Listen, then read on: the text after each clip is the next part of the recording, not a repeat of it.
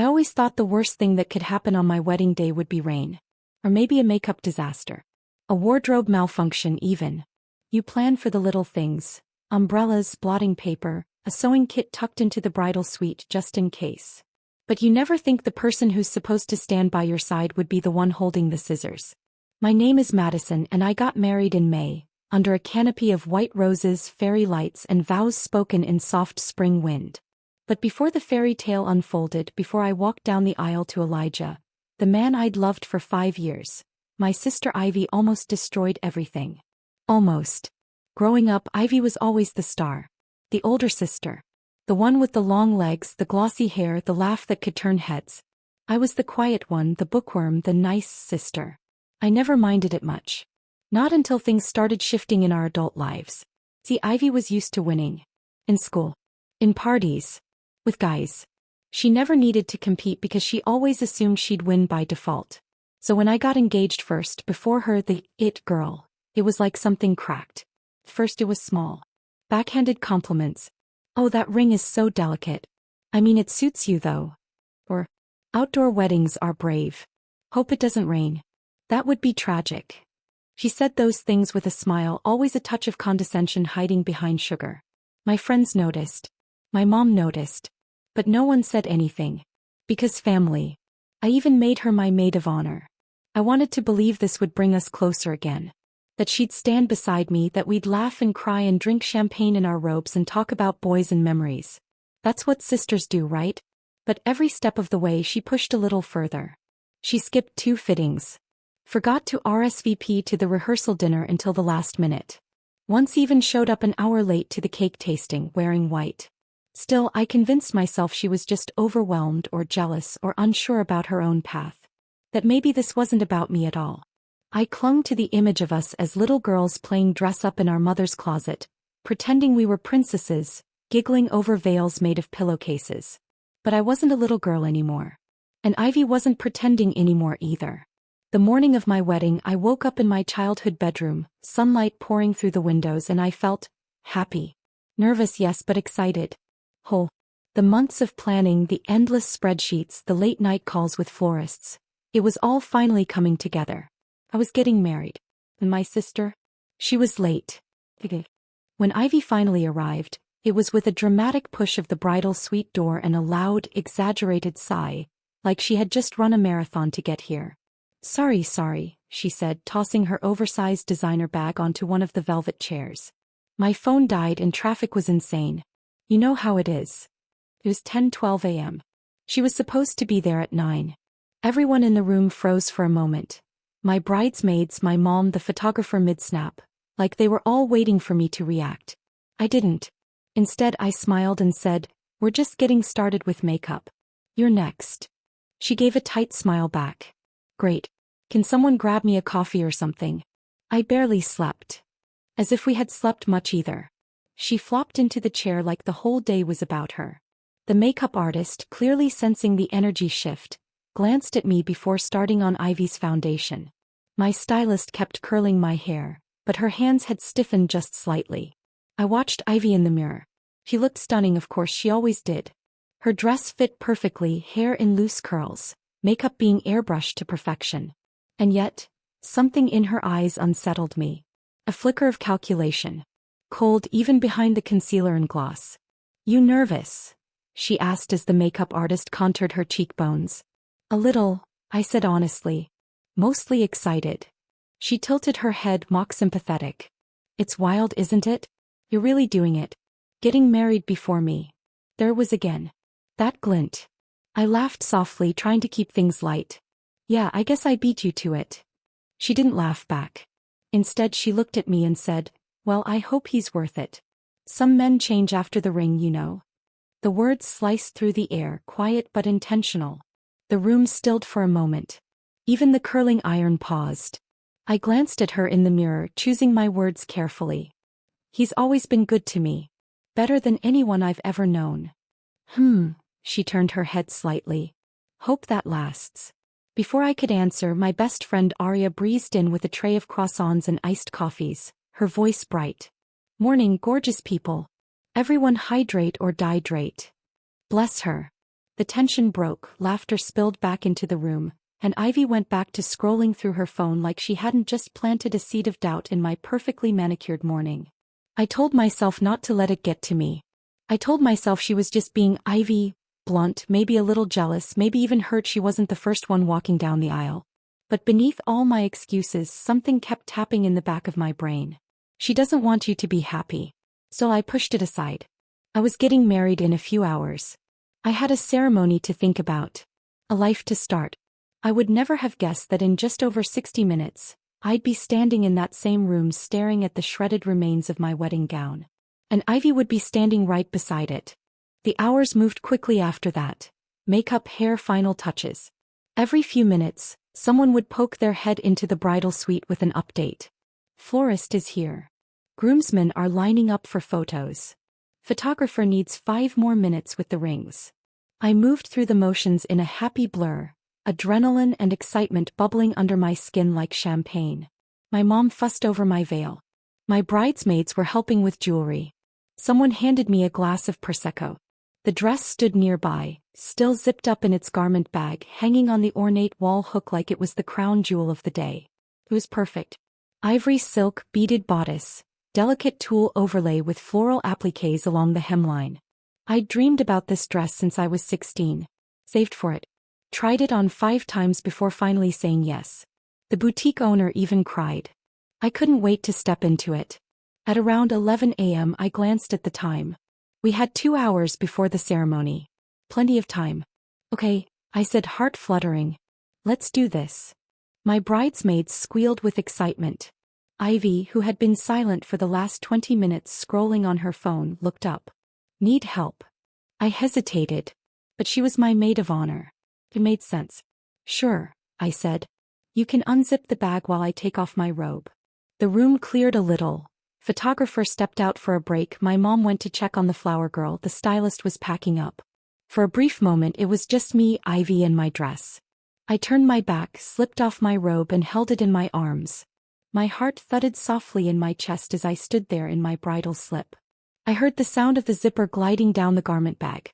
Then silence. A pause too long. I turned around. Ivy was staring at the dress, her face blank. Isn't it beautiful? I said, my voice light, almost nervous. It still takes my breath away. She didn't say anything. Then she reached out and touched the fabric, specifically near the waist where the lace met the silk. Something about her movement made me pause. I turned back to grab my shoes from the armchair only for a few seconds. I heard a sound. Rip. It was subtle. Barely audible. Then came her voice. Oh my God. I froze. My heart dropped into my stomach. I turned. And there was the side of my wedding dress, torn open. A jagged, uneven rip that sliced through the tulle overlay and into the bodice seam. It looked brutal. Not like an accident. Not like something that caught on a nail or got tugged by a careless hand. Like something intentional. What did you do?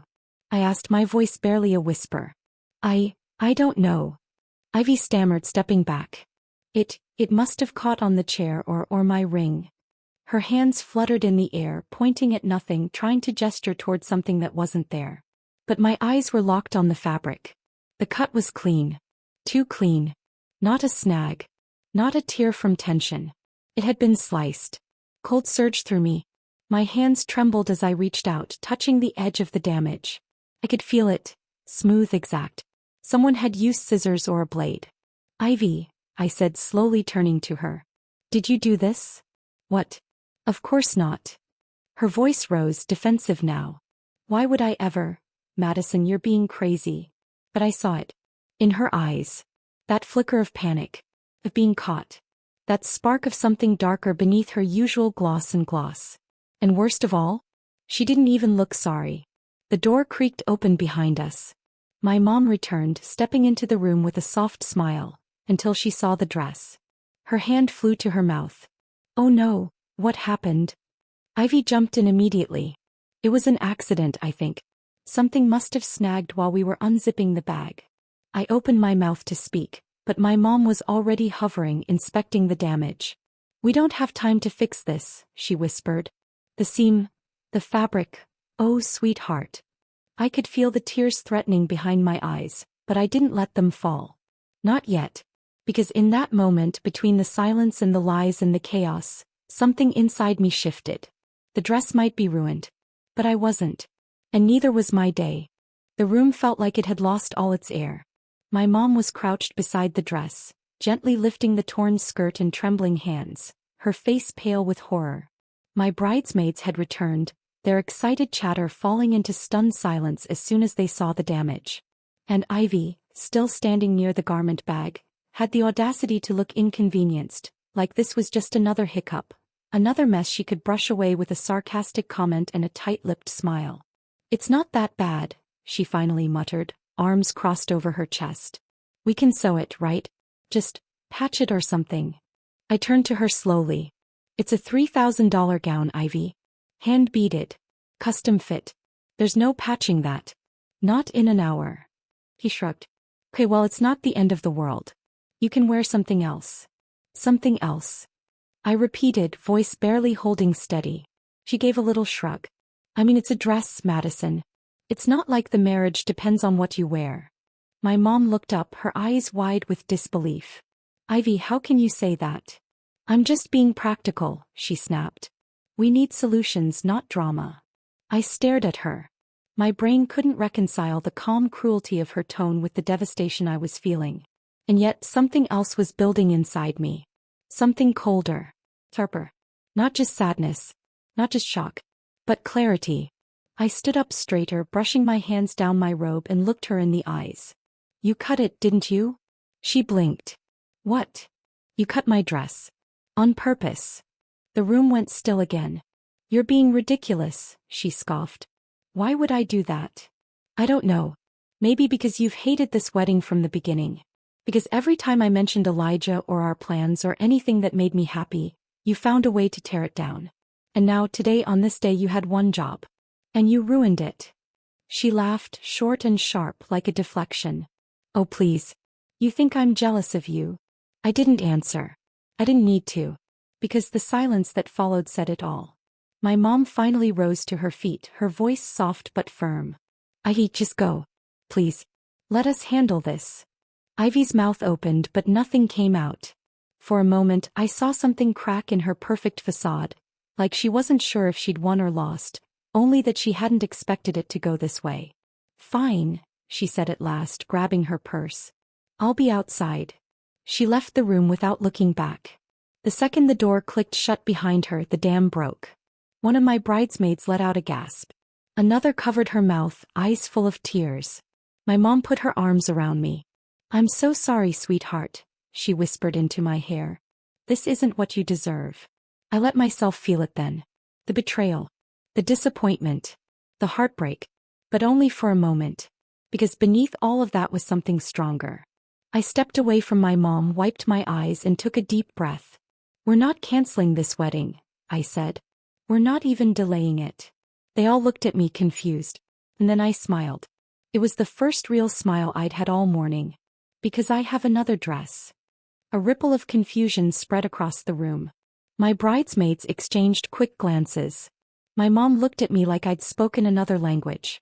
Even the stylist, halfway through packing up her kit, paused with a can of hairspray still in her hand.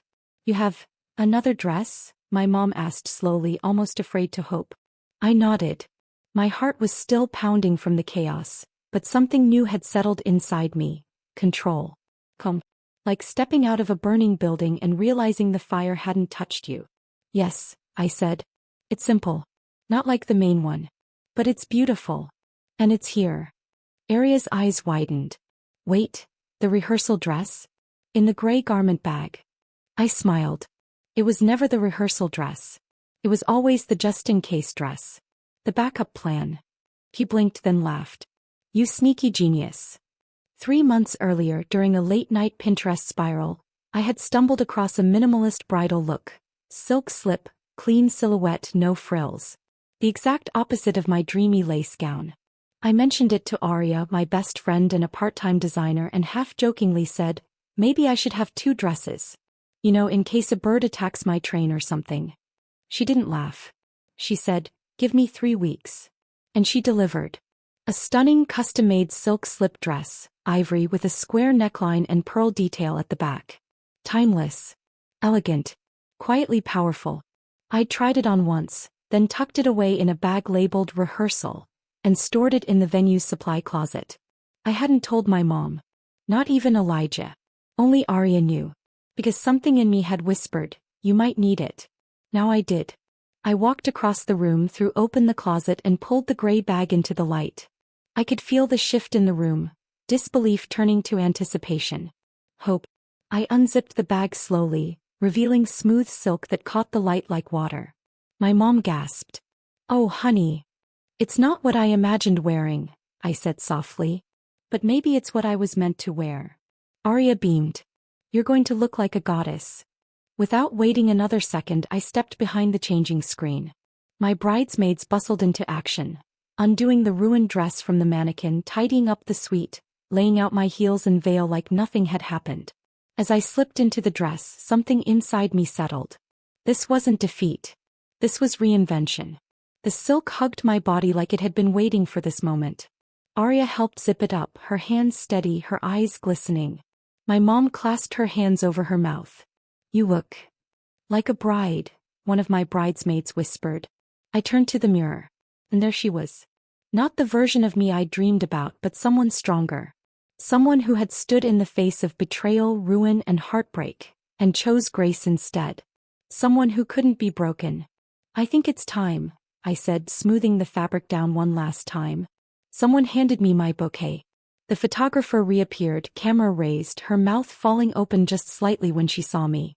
Holy wow, she murmured. You're luminous. I took one last breath. A deep, steady inhale. And then I walked toward the garden. Toward Elijah. Toward the future.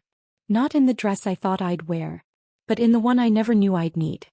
As I stepped into the garden, time slowed. The warm May breeze lifted my veil ever so slightly, and the late afternoon sun broke through the clouds, casting soft golden light across the rows of white chairs and wildflower arrangements. Everything looked exactly as I had planned, flawlessly romantic, impossibly serene. And then there was silence. Dozens of eyes turned toward me. And then I heard it, a collective audible gasp. The guests had all heard the whispers by then. Something had gone wrong. The bride's dress was ruined. People love drama, and word spreads fast at a wedding even if no one says it aloud. But what they saw now was not a disaster. They saw a woman who looked like she'd stepped off the pages of a fashion editorial. The silk gown shimmered with every step I took. It was simple, yes, but powerful. Understated and elegant, with a clean silhouette that flowed like liquid light around my body. My veil trailed behind me like a whisper. My pearl earrings glinted softly. My bouquet, a blend of ivory roses and pale pink peonies, looked freshly plucked from a dream.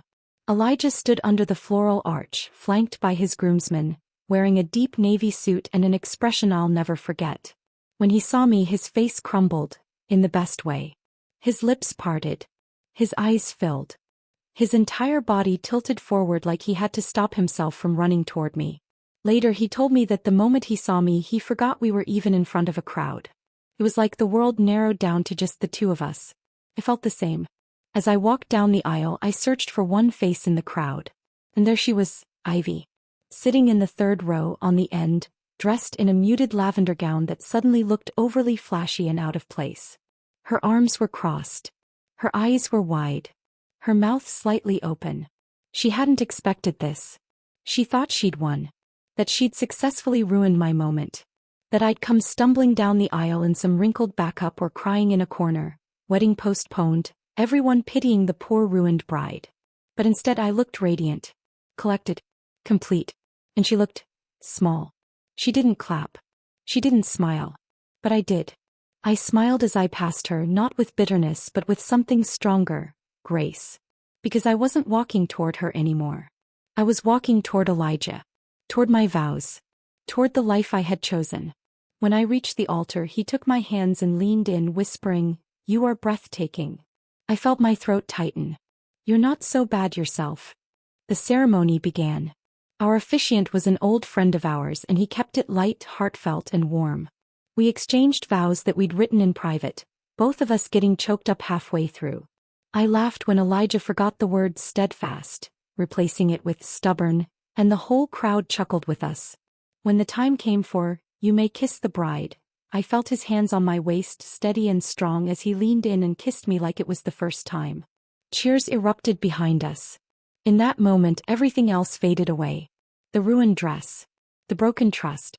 The sting of betrayal. It didn't matter anymore. Because I hadn't just saved the day. I had reclaimed it. I had taken back my power. And no one, not even my sister, could take that from me. The reception was held just a few steps away, under a grand white canopy strung with fairy lights and chandeliers made of eucalyptus and baby's breath. The space smelled like roses and fresh-cut grass, and the champagne was already flowing when we arrived. Elijah and I entered to thunderous applause, the band striking up a soft jazzy version of "Can't Help Falling in Love." But even through all the magic I felt her watching me. Ivy. She had migrated to a table near the edge of the tent, sipping wine too fast, fake smiling at distant relatives, laughing a little too loudly when someone told a mediocre joke. From a distance she looked like any other guest. But I could see the cracks, the way she glanced sideways every few seconds, the twitch of her jaw, the barely contained fidgeting. She was unraveling. Slowly. Quietly. And I wasn't going to give her the satisfaction of acknowledging it. Instead I danced. I toasted with friends, took 100 photos, swayed in Elijah's arms beneath the stars. Everything was perfect, except for that gnawing little ache in my chest that reminded me my sister was here, and that she had tried to sabotage me. But I didn't let it touch the surface. Not yet. After dinner, when the cake had been cut and the older guest had begun to trickle out, Ivy made her move. I was standing near the edge of the dance floor, laughing with one of Elijah's cousins, when she appeared beside me like a shadow. "Can we talk?" she said, her voice tight, cheeks slightly flushed. I turned toward her slowly. "Now." She crossed her arms. "Please."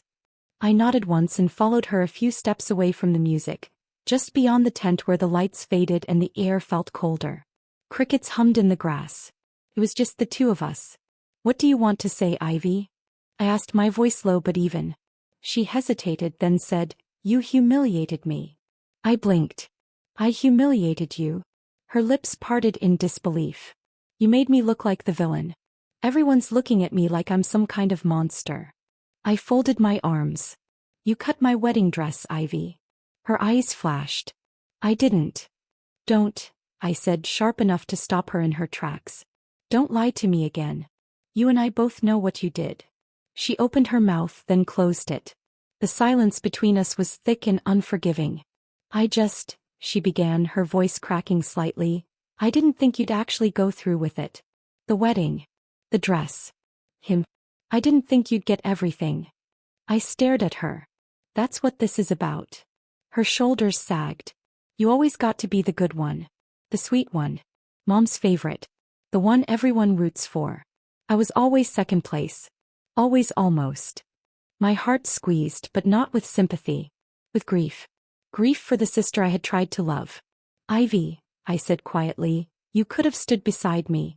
You could have shared the spotlight. But instead you tried to destroy it. You didn't just tear a dress. You broke something between us." Her eyes filled, but no tears fell. "I thought ruining that gown would ruin you," she whispered. "But you just replaced it. Like it didn't even matter." I shook my head. It did matter. I cried when I first saw that dress. I dreamed about wearing it for months. But what mattered more was not letting you steal my joy. She stepped back, her arms dropping to her sides. "So what now? Are we done?" I paused. Not because I didn't know the answer, but because I needed her to hear it clearly. "We're not done," I said. "We're sisters. But this version of us, the one where you smile through your teeth and hope I fail, that version is over." She stared at me, blinking, her face unreadable. I turned and walked back toward the tent. Back toward my husband. Back toward a room full of people who loved me honestly. I didn't look back. Because I didn't need to. The days after the wedding passed in a haze of sunlight and slow mornings, soft sheets and leftover cake. Elijah and I spent the first few nights in a little coastal inn not far from the city. Close enough to be familiar, far enough to feel like the beginning of something new. We didn't talk much about what had happened. We didn't need to. It was behind us now. I had married the man I loved and no one had stopped that. But Ivy lingered in my thoughts. I kept replaying our conversation outside the tent, her voice fragile and bitter, her words clinging to old wounds neither of us had addressed for years. I wasn't angry anymore. I wasn't even hurt in the same way. I just felt tired. Tired of carrying a relationship that had always leaned on me to do all the forgiving. All the smoothing over. All the pretending that everything was fine when it wasn't. She sent a text 2 days after we got home. "I hope you're happy. You looked beautiful. I mean it." I stared at it for a while. My thumb hovered over the keyboard. I typed out a response, deleted it, then typed another. Eventually, I set the phone down without replying. There were no words that could change what she did. And no words that would fix what she broke. Maybe one day. But not now. Instead, I opened my closet and unzipped the garment bag holding the silk slip dress. I ran my hand over the fabric, remembering the way it felt against my skin, how the air shifted when I stepped into that garden, how Elijah looked at me like nothing else in the world existed. It wasn't the dress I'd planned to wear. But in the end, it was the dress that told the real story. Because that day I didn't just become a wife. I became a woman who stood her ground. Who refused to be torn down. Who faced sabotage, heartbreak, and betrayal, and chose herself anyway. Not out of spite. Not out of pride. But out of love. For herself. For the life she was building. And for the quiet truth that sometimes, what breaks is exactly what reveals our strength. The dress still hangs in my closet. Not as a backup. But as a reminder. That grace doesn't come from things going perfectly. It comes from what we do when they don't. And that I didn't just survive that day, I owned it.